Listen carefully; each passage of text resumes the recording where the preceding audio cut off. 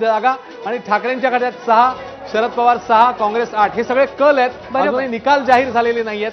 त्यामुळे 22-24 मवियाचं थोडंसं पारडं पुन्हा एकदा पुढे गेलेलं दिसतंय।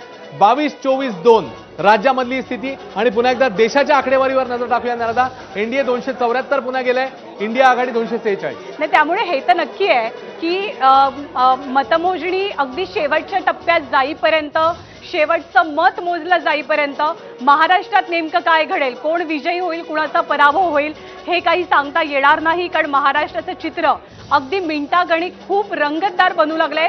उत्तर प्रदेशातही तीच परिस्थिती आहे, कारण उत्तर प्रदेशामध्ये सुद्धा भाजपला अपेक्षित अशी आघाडी मिळताना पाहायला मिळत नाहीये। महाराष्ट्र, उत्तर प्रदेश ही दोन सगळ्यात महत्त्वाची आणि खासदारांच्या संख्येच्या बाबतीत सर्वात मोठी राज्य, आणि या दोन राज्यांमध्ये भाजपचं गणित थोडंसं बिघडताना पाहायला मिळतंय। बजरंग सोनावणे यांनी आपली आघाडी टिकवलेली आहे। पंकजा मुंडेंच्या विरोधात 2000 मतांनी बजरंग सोनावणे सध्या आघाडीवरती असल्याचं चित्र आहे। अश्विन, पुढची अपडेट। खरंय, बजरंग सोनावणे तिकडे आघाडीवर, तर कलानुसार ज्ञानाला पुन्हा एकदा एनडीएने 272चा जो मॅजिक फिगर आहे तो पार केलाय। 280-240 एनडीए 280 आणि इंडिया आघाडीची आहे ती 240, त्यामुळे 280-240 इतर 23 543 जागांचे कल हाती आलेत। नितीन गडकरींची आघाडी वाढते 11,675 मतांनी। विकास ठाकरे नागपूरमध्ये उमेदवार आहेत, नितीन गडकरी आणि विकास ठाकरे।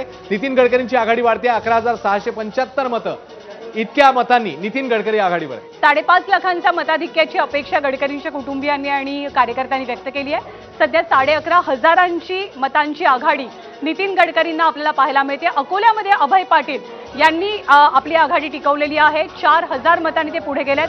सुरुवातीला प्रकाश आंबेडकर पुढे होते, अनुप धोत्रे मात्र पिछाडीवर आहेत। साताऱ्यात काय घडतंय? इंटरेस्टिंगली साताऱ्यामध्ये शशिकांत शिंदे हे आघाडीवरती आहेत, तर उदयनराजे भोसले यांची पिछाडी। अश्विन, तुला आठवत असेल 2019ला जेव्हा या जागेसाठी पुन्हा एकदा निवडणूक झालेली होती लोकसभेची, उदयनराजेंनी राजीनामा दिल्यावरती, तेव्हा श्रीनिवास पाटील खासदार झाले, उदयनराजे हरलेले होते साताऱ्यामधनं।